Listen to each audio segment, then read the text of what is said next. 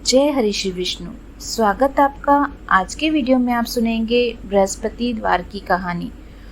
कहानी प्रारंभ करने से पहले आज आप सुनेंगे भगवान श्री हरि विष्णु की प्रसिद्ध व पौराणिक स्तुति, क्योंकि कलयुग में एक नाम ही आधार है जिससे प्राणी मोक्ष की प्राप्ति कर सकता है।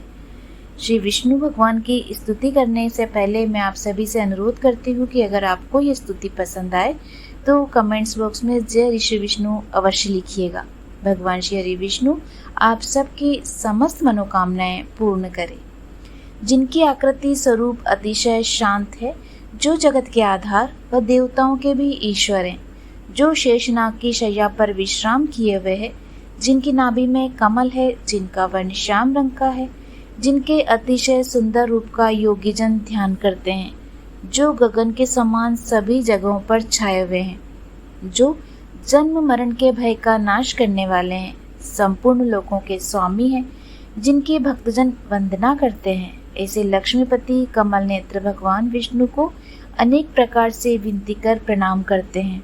ब्रह्मा, शिव, वरुण, इंद्र, मरुदगण जिनकी दिव्य स्रोतों से स्तुति गाकर रिझाते हैं, सामवेद के गाने वाले अंग, पद, क्रम और उपनिषदों के सहित वेदों द्वारा जिनका गान करते हैं, योगीजन ध्यान में स्थित प्रसन्न हुए मन से जिनका दर्शन करते हैं, देवता और असुर जिनके अंत को नहीं पाते, उन नारायण को हम नमस्कार करते हैं। चलिए आप हमारे साथ और आगे जुड़ जाइए बृहस्पतिवार की कहानी से। भारतवर्ष में एक प्रतापी और दानी राजा राज्य करता था। वह नित्य गरीबों और ब्राह्मणों की सहायता करता था। यह बात उसकी रानी को अच्छी नहीं लगती थी। वह न तो गरीबों को दान देती थी, न ही भगवान का पूजन करती थी। राजा को भी दान देने से वह मना ही किया करती थी। एक दिन राजा शिकार खेलने वन को गए थे तो रानी महल में अकेली थी।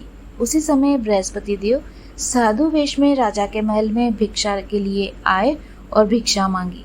रानी ने भिक्षा देने से इनकार कर दिया और कहा, हे साधु महाराज, मैं तो दान पुण्य से तंग आ गई हूँ। मेरा पति सारा धन लुटाते रहते हैं। मेरी इच्छा है कि हमारा धन नष्ट हो जाए, फिर न रहेगा बांस, नहीं बजेगी बांसुरी। साधु ने कहा, देवी तुम बड़ी विचित्र हो। धन संतान तो सभी चाहते हैं, पुत्र और लक्ष्मी तो पापी के घर भी होने चाहिए। यदि तुम्हारे पास अधिक धन है तो भूखों को भोजन दो, प्यासों के लिए प्याऊ बनवाओ, मुसाफिरों के लिए धर्मशालाएं खुलवाओ। जो निर्धन अपनी कुंवारी कन्याओं का विवाह नहीं कर सकते, उनका विवाह करा दो। ऐसे और कई काम है जिनके करने से तुम्हारा यश लोक परलोक में फैलेगा। परंतु रानी पर उपदेश का कोई भी प्रभाव न पड़ा। वह बोली, महाराज आप मुझे कुछ न समझाएं। मैं ऐसा धन नहीं चाहती जो हर जगह बांटती फिरूं। साधु ने उत्तर दिया, यदि तुम्हारी ऐसी ही इच्छा है तो तथास्तु। तुम ऐसा करना कि बृहस्पतिवार को घर लीपकर पीली मिट्टी से अपना सिर धोकर स्नान करना, भट्टी चढ़ाकर कपड़े धोना। ऐसा करने से तुम्हारा सारा धन नष्ट हो जाएगा। इतना कहकर वह साधु महाराज वहां से चले गए। साधु के अनुसार कई बातों को पूरा करते हुए रानी को केवल 3 बृहस्पतिवार ही बीते थे कि उनकी धन संपत्ति नष्ट हो गई। भोजन के लिए भी राजा का परिवार तरसने लगा था। तब एक दिन राजा ने रानी से बोला, हे रानी तुम यही रहो, मैं दूसरे देश को जाता हूँ, क्योंकि यहाँ पर सभी लोग मुझे जानते हैं, इसलिए कोई छोटा कार्य नहीं कर सकता। ऐसा कहकर राजा परदेश चला गया। वहाँ वह जंगल से लकड़ी काट कर लाता और शहर में बेचता था। इस तरह वह अपना जीवन व्यतीत करने लगा। इधर राजा के परदेश जाते ही रानी और दासी दुखी रहने लगे। एक बार जब रानी और दासी को 7 दिन तक बिना भोजन के रहना पड़ा तो रानी ने अपनी दासी से कहा, हे दासी, पास ही के नगर में मेरी बहन रहती है, वह बड़ी धनवान है। तू उसके पास जा और कुछ ले आ ताकि थोड़ी बहुत गुजर बसर हो जाए। दासी रानी की बहन के पास गई। उस दिन गुरुवार था।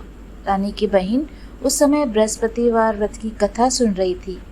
दासी ने रानी की बहन को अपनी रानी का संदेश दिया, लेकिन रानी की बड़ी बहन ने कोई उत्तर नहीं दिया। जब दासी को रानी की बहन से कोई उत्तर नहीं मिला तो वह दुखी हुई और उसे क्रोध भी आया।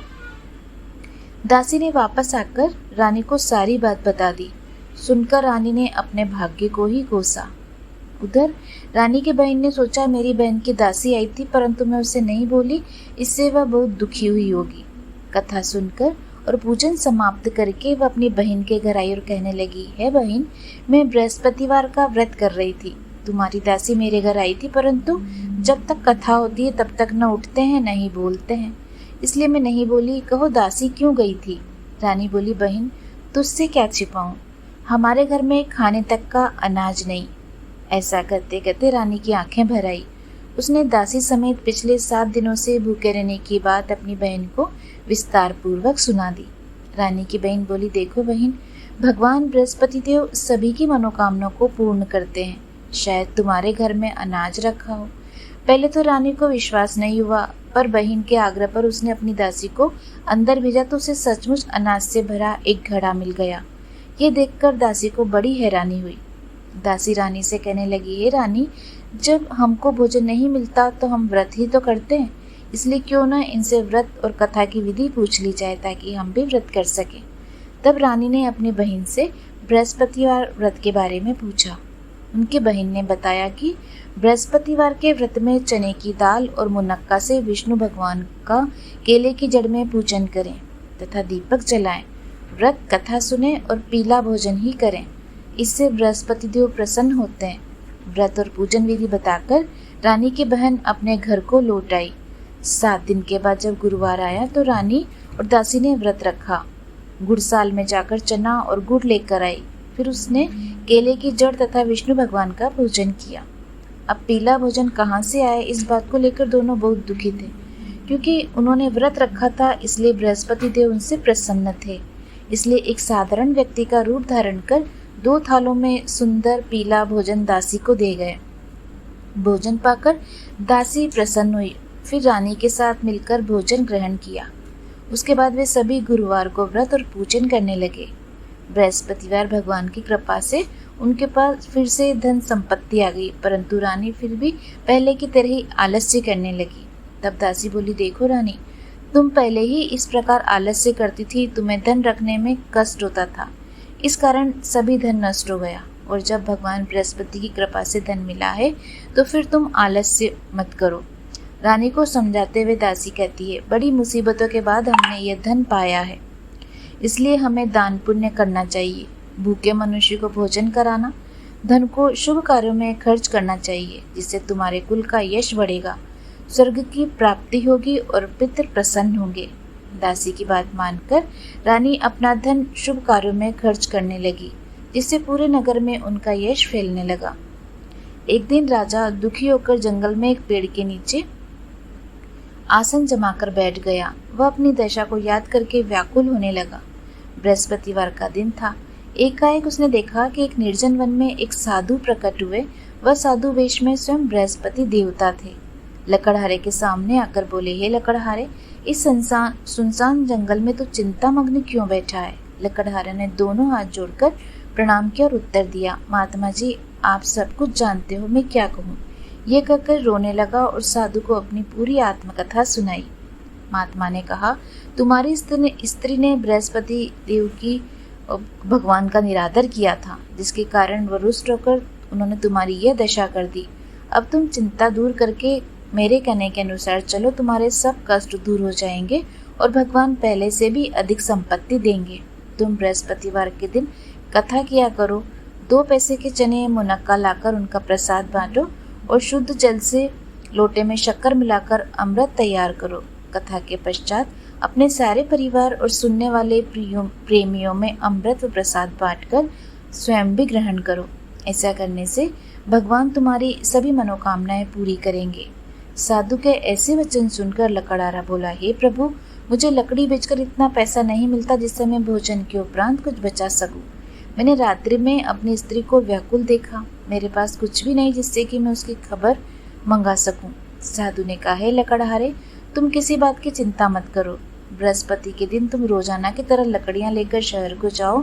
तुमको रोज से दुगना धन प्राप्त होगा, जिससे तुम भली भांति भोजन कर लोगे और बृहस्पति देव की पूजा का सामान भी आ जाएगा। इतना कर साधु अंतर ध्यान हो गए। धीरे धीरे समय व्यतीत होने पर फिर बृहस्पतिवार का दिन आया। लकड़हारा जंगल से लकड़ी काटकर किसी शहर में बेचने गया। उसे उस दिन और दिन से अधिक पैसा मिला। राजा ने चना गुड़ आदि लाकर गुरुवार का व्रत किया। उस दिन से उसके सभी क्लेश भी दूर हो गए। परंतु जब दोबारा गुरुवार का दिन आया तो बृहस्पतिवार का व्रत करना भूल गया। इस कारण बृहस्पति भगवान नाराज हो गए। उस दिन उस नगर के राजा ने विशाल यज्ञ का आयोजन किया और शहर में घोषणा करा दी कि कोई भी मनुष्य अपने घर में भोजन न बनाए, न आग जलावे। समस्त जनता मेरे यहाँ भोजन करने आए। इस आज्ञा को जो न मानेगा उसे फांसी की सजा दी जाएगी। इस तरह की घोषणा संपूर्ण नगर में करवा दी गई। राजा की आज्ञा के अनुसार शहर के सभी लोग भोजन करने गए, लेकिन लकड़हारा कुछ देर से पहुंचा, इसलिए राजा उसको अपने साथ घर लिवा ले गए। ले जाकर भोजन करा रहे थे तो रानी की दृष्टि उस खूंटी पर पड़ी जिस पर उसका हार लटका हुआ था। वह वहां पर दिखाई नहीं दिया। रानी ने निश्चय किया, मेरा हार इस मनुष्य ने चुरा लिया है। उसी समय सिपाहियों को बुलाकर उसको कारागार में डलवा दिया। जब लकड़हारा कारागार में पड़ गया और बहुत दुखी होकर विचार करने लगा कि न जाने कौन से पूर्व जन्म के कर्म से मुझे यह दुख प्राप्त हुआ, और उसी साधु को याद करने लगा जो कि जंगल में मिला था। उसी समय तत्काल बृहस्पति देव साधु के रूप में प्रकट हुए और उनकी दशा को देखकर कहने लगे, अरे मूर्ख, तूने बृहस्पति देव की कथा नहीं करी, इस कारण तुझे दुख प्राप्त हुआ। अब चिंता मत कर, बृहस्पतिवार के दिन कारागार के दरवाजे पर 4 पैसे पड़े मिलेंगे, उनसे तू बृहस्पति देव की पूजा करना, तेरे सभी कष्ट दूर हो जाएंगे। बृहस्पति के दिन उसे 4 पैसे मिले। लकड़हारे ने कहा, कथा कही। उसी रात्रि को बृहस्पति देव ने उस नगर के राजा को सपने में कहा, हे राजा, तुमने जिस आदमी को कारागार में बंद किया वह निर्दोष है, वह राजा है, उसे छोड़ देना। रानी का हार उसी खूंटी पर लटका है, अगर तू ऐसा नहीं करेगा तो मैं तेरे राज्य को नष्ट कर दूंगा। इस तरह रात्रि के स्वप्न को देखकर राजा प्रातःकाल उठा और खूंटी पर हार देखकर लकड़हारे को बुलाकर क्षमा मांगी। लकड़हारे को योग्य सुंदर वस्त्र आभूषण देकर विदा दिया। बृहस्पति देव की आज्ञा के अनुसार लकड़हारा अपने नगर को चल दिया। राजा जब अपने नगर के निकट पहुंचा तो उसे बड़ा आश्चर्य हुआ। नगर में पहले से अधिक बाग, तालाब, कुबेर, बहुत सी धर्मशालाएं, मंदिर आदि बन गई। राजा ने पूछा, ये किसका बाग है और धर्मशाला? तब नगर के सब लोग कहने लगे, ये सब रानी और बांदी के हैं। तो राजा को आश्चर्य हुआ और गुस्सा भी आया। जब रानी ने खबर सुनी कि राजा आ रहे हैं तो उन्होंने बांदी से कहा, हे दासी, देख, राजा हमको कितनी बुरी हालत में छोड़ गए। हमारी ऐसी हालत देखकर वह लौट न जाए, इसलिए तू दरवाजे पर खड़ी हो जा। दासी दरवाजे पर खड़ी हो गई। राजा आए तो उन्हें अपने साथ लिवा लाई। तब राजा ने क्रोध करके अपनी रानी से पूछा, ये धन तुम्हें कैसे प्राप्त हुआ? तब उन्होंने कहा, हमें यह सब धन बृहस्पति देव के इस व्रत के प्रभाव से ही प्राप्त हुआ। राजा ने निश्चय किया कि 7 रोज बाद तो सभी बृहस्पति देव का पूजन करते हैं, परंतु मैं प्रतिदिन दिन में 3 बार कहानी और रोज व्रत करूंगा। अब हर समय राजा के दुपट्टे में चने की दाल बंधी रहती थी तथा दिन में 3 बार कहानी कहता था। एक रोज राजा ने विचार किया कि चलो अपनी बहन के यहाँ हो आए। इस तरह निश्चय कर राजा घोड़े पर सवार हो अपनी बहन के यहाँ को चलने लगा। मार्ग में उसने देखा कि कुछ आदमी एक मुर्दे को लेकर जा रहे हैं। उन्हें रोककर राजा कहने लगा, अरे भाई, मेरी बृहस्पति देव की कथा सुन लो। वे बोले, हमारा तो आदमी मर गया, इसको अपनी कथा की पड़ी है। परंतु कुछ आदमी बोले, अच्छा कहो, हम तुम्हारी कथा भी सुनेंगे। राजा ने दाल निकाली। जब कथा आधी हुई थी, मुर्दा हिलने लग गया। जब कथा समाप्त हुई तो राम राम करके मनुष्य करके उठकर बैठ गया। आगे मार्ग में उसे किसान खेत में हल चलाता हुआ मिला। राजा ने उसे देखकर उससे बोला, अरे भैया, तू मेरी बृहस्पतिवार की कथा सुन लो। किसान बोला, जब तक मैं तेरी कथा सुनूंगा तब तक 4 हरैया जोत लूंगा। जा अपनी कथा किसी और को सुनाना।